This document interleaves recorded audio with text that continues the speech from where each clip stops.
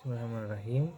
Saya akan menjelaskan tentang pengantar fikih muamalah. Pertama yaitu tentang kedudukan fikih muamalah. Tentunya fikih muamalah ini dalam kehidupan kita itu memiliki kedudukan yang penting ya. Kedudukan yang penting adalah cabang fikih yang mengatur tentang segala aspek berkaitan tentang transaksi dan interaksi interaksi sosial antara satu individu ataupun kelompok, baik sama individu ataupun kelompok dan individu ya.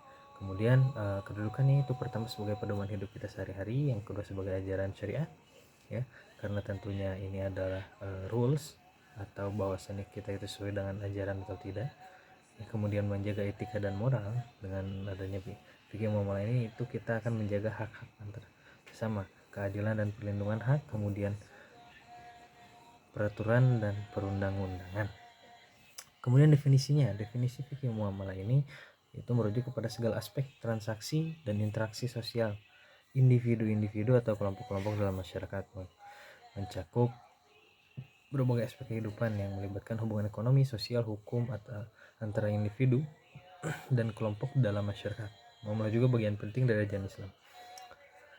Nah, dalilnya, salah satu dalilnya saya sebutkan di sini bahwasanya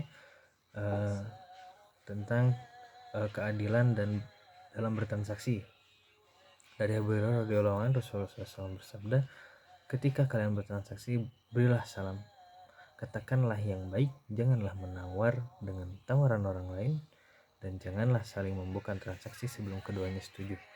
Sunan Abu Daud. Nah, kemudian ruang lingkup.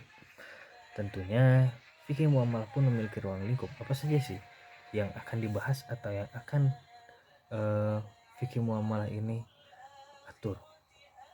Pertama ada perdagangan ya, seperti jual beli dan yang lainnya. Kemudian perkawinan, mencakup aturan pernikahan.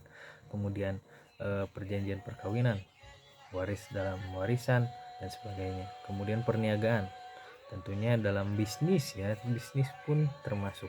Kemudian keuangan dan perbankan. Nah, dalam masalah ini pun bagaimana interaksi sosial terkait dengan keuangan dan perbankan itu harus selaras dengan apa yang sudah diatur.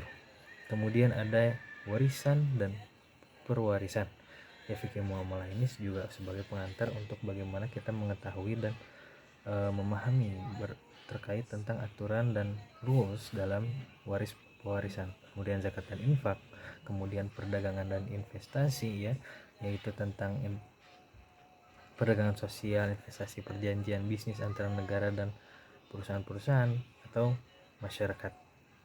Kemudian pernikahan dan perceraian, ini pun berkaitan dengan pernikahan dan perceraian, di mana perjanjian pranikah, hak-hak dan kewajiban pasangan suami istri, serta hak kewajiban dalam menikah dan setelah bercerai itu seperti apa.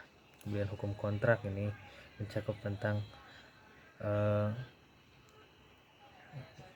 pembuatan, pelaksanaan dan pemutusan hukum kontrak dalam berbagai konteks termasuk transaksi bisnis. Kemudian ada hukum pidana ya, ini juga termasuk karena hukum pidana juga sebagai aturan atau hak dan keadilan, di mana ketika tidak ada